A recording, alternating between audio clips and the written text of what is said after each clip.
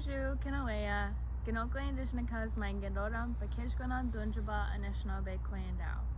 Hi, my English name is Tia Kennedy. My spirit's name is Ginokwe, which means the Golden Eagle Woman.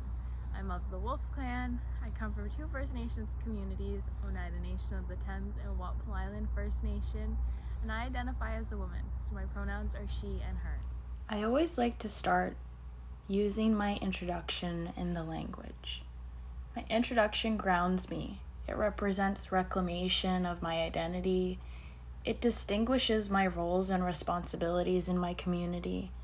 And it's an opportunity to acknowledge my ancestors and their ability to hold on to their culture, teachings, and stories during a time when those things were almost lost and it was illegal for us to practice our culture. I was given my name and my clan through a ceremony.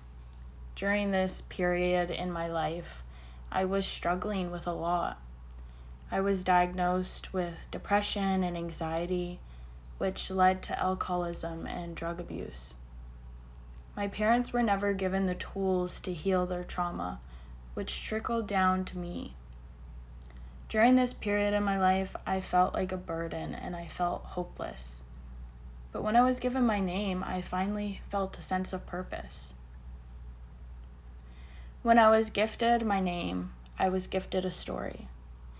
In that story, I was told that when the sun is setting, the golden eagle flies out from spirit world, and while everyone is asleep, it goes around and collects our dreams. When the sun is rising, it flies back into spirit world, and it brings our dreams there to Creator.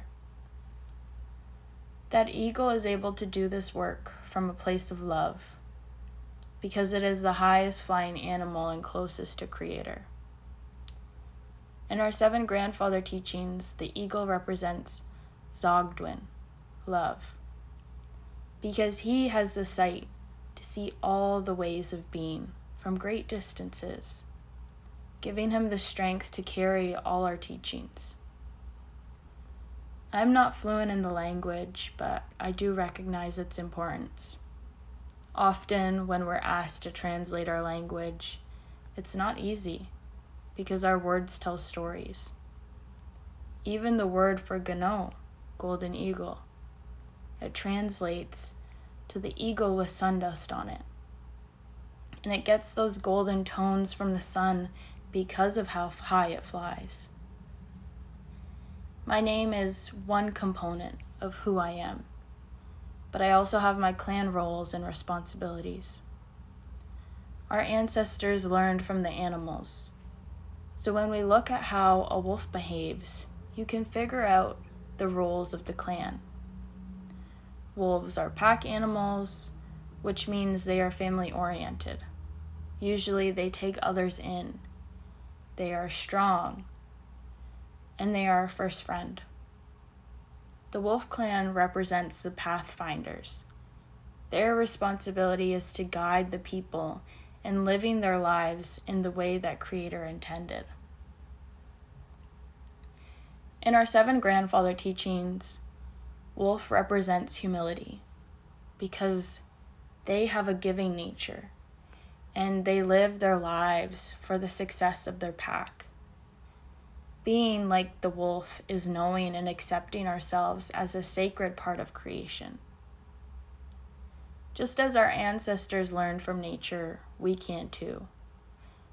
We are part of nature, and the land is our one true teacher from the very first time we take our steps.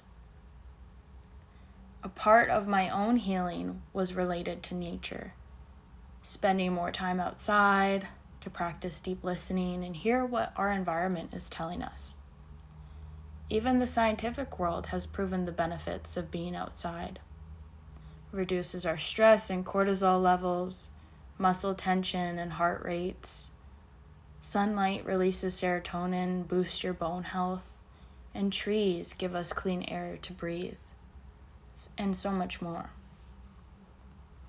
Through this practice, it has led me to do more work in the climate space. And a frequently asked question people ask is why I do this work.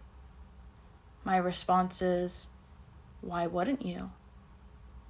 Mother Earth provides us with all of our necessities to survive: water, wood to build our homes, and fires to stay warm, food, medicines, and healing. Without her, we wouldn't be here. People often forget that if we don't take care of her, she doesn't need us to survive. We need her. The earth will go on with or without us. And there's no money in the world that can protect us from tsunamis, hurricanes, tornadoes, or global warming.